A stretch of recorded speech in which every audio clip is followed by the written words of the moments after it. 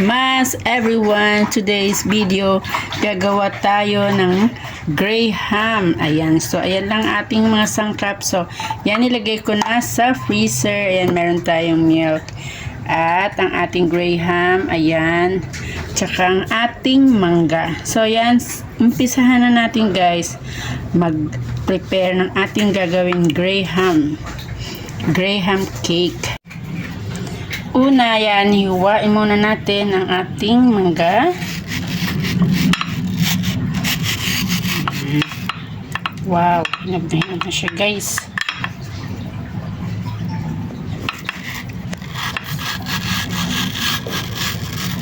Yan, wow. Ang bango niya guys kasi parang hinog sa puno itong nabili kong mangga. Fresh na fresh siya. Fresh na fresh din ang presyo guys. Yan, ganyan. Ganyan lang po ang pagkuha. Ganyan lang. So, yan. And then, meron pa tayong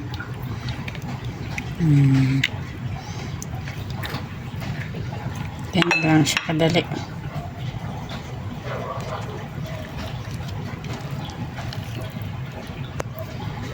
Okay.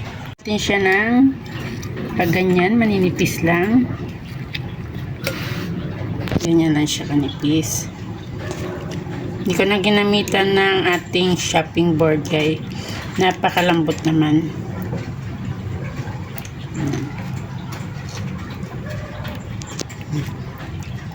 Ganyan lang guys. Ganyan.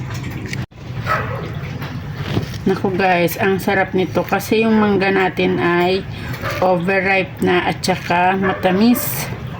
Matamis siya guys. Freezer para mas madali siyang i-mix. Yan guys. Oh. At ang ating susunod nating ilalagay dyan ang ating condensed milk. Simutin natin guys kahit sayang. Yes. Hello. Lamig siya kayo guys. So hindi na tayo mag-add ng ano dito, ng sugar kasi diabetes na ulit natin dito guys.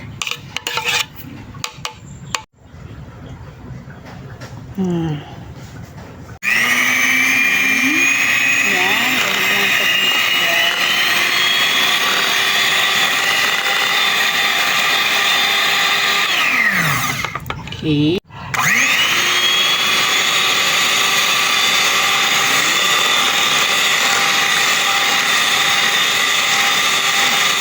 Basain natin dito ng kaunti sa gatas ang ating graham crackers. Ganyan lang siya. Ganyan. And then, ilalagay dito. Yan. Hanggang sa matapos lang siya guys. Yan.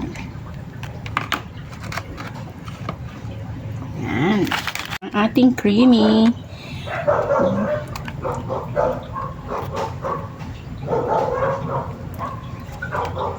Powder. Yan. Ganyan lang kadali guys. Simpleng mango floats lang ang ating ginawa. Okay. Ang ating mango na hiniwa-hiwa guys. Yan. Guys, napakadali lang siyang gawin, napakasarap na dessert. So ayan, at malapit na tayong matapos guys sa ating mango graham. Yan guys, ising-ising gawin at napakadali at syempre masarap, di ba? Ayan guys, kung bago ka pa lang po sa aking channel, don't forget to like, share, and subscribe guys. Maraming salamat. Merry Christmas. Ayan ang last natin lalagay guys. Lagyan na natin to para dili sayang. Dili usik ba? Ayan. Tapos ready na natin sa ating freezer for tomorrow. Ayan na nga guys, nakatapos na tayo sa ating mango grahams. Maraming salamat po sa panonood, sa walang sawang panonood. May gandang buhay. So, ipi-freeze muna natin to at ready na to para bukas. Guys.